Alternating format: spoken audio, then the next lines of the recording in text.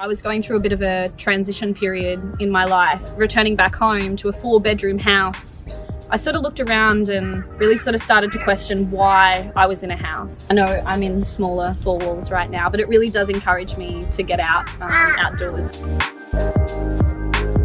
Sort of researching what I really wanted and what were the things that were non-negotiables. I'm a wedding coordinator, so I'm very structured and everything's always very organized. So a lot of inspiration from a lot of other van lifers that definitely do the YouTube channels. I didn't want to ever just be stuck with a bed or stuck with the dining room area. I wanted to be able to incorporate both. I tend to keep it as a bed, but I knew that that would be the case. But it comes in handy when I have other people that want to come in and like have a nice little family dinner with us and have some friends over and play some cards.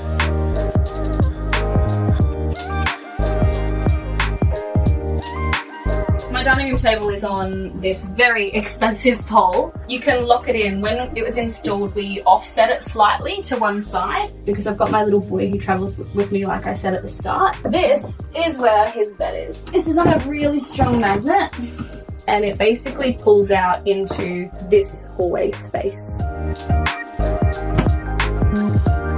I have 600 array of solar. I got more power than I would possibly ever need. I use an EnerDrive system, which when I'm in the van, I can easily see what my battery capacity is at. And this system here, this is actually my inverter. It turns my inverter on, so it turns on microwave, all of my 240 power sockets, so I can blow dry my hair and straighten my hair, because these are the important things in a van, people.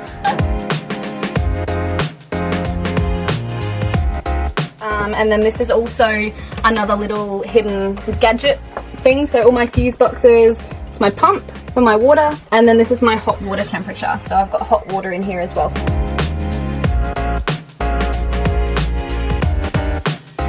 This is the wardrobe space. So many clothes. I've actually got more space in here than I need. This is the kitchen.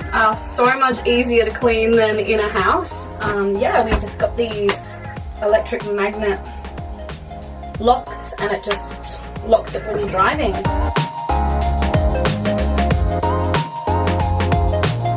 A lot of this van build was from Bunnings, so people are always asking me where I got all the bits and pieces from. Normal space like cutlery, and because pots and pans can be quite heavy, it's on the electronic magnet.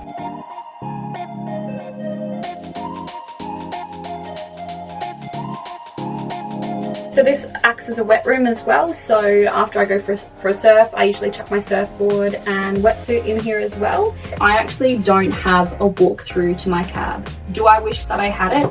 Yes. I obviously couldn't because those 2 seats are completely stationary, they don't flop forward. So I decided to use it as a towel rack. This little nook is a little space to basically stick my head in there, stick my hand in and hook up my son's car seat. So that's basically all that is.